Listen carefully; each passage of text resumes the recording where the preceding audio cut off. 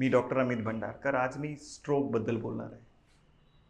आपल्या ब्रह्मपुरीमध्ये काही वर्षांपासून एक ट्रेंड आहे की बरेचशा यंग लोकांना पॅरालिसिस किंवा स्ट्रोक होतो आहे.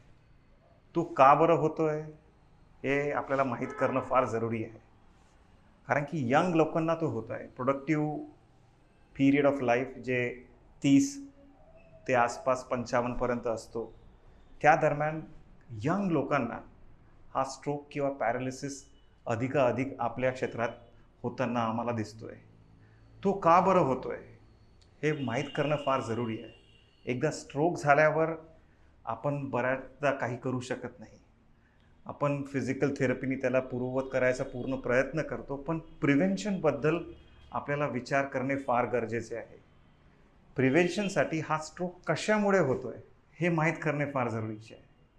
आपल्याकडे सिकल सेल जास्त आहे त्याच्यामुळे होतोय का, की काही एखाद्या विशिष्ट व्हायटॅमिनच्या कमीमुळे होतोय का, की काही आपल्याकडे काही केमिकल आहे त्याच्या पॉइझनिंगमुळे होतोय का, की लोकांना डायबिटीज आणि ब्लड प्रेशर जास्त आहे किंवा लोक अल्कोहोल घेतात त्यांच्यामुळे होतोय का, कशामुळे होतोय हे माहीत करणे फार जरुरी आहे.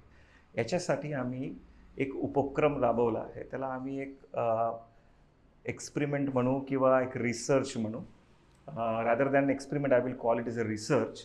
या रिसर्चचे डिफरंट फेजेस आहे. पहिल्या फेजमध्ये आम्ही डेटा कलेक्शन करणार आहे की जे यंग लोक आहे ज्यांना स्ट्रोक झालेला आहे त्यांच्या घरी जाऊन किंवा त्यांच्या मेडिकल रेकॉर्डमध्ये आम्ही बघून माहिती करणार आहे की त्यांना काय काय होतं, आणि मग हे सगळ्या लोकांचा डेटा कलेक्ट करून त्याच्यामधून काय कॉमन फॅक्टर आहे ज्याच्यामुळे हा स्ट्रोक होता आहे हे माहिती करायचा आम्ही प्रयत्न करतो आहे.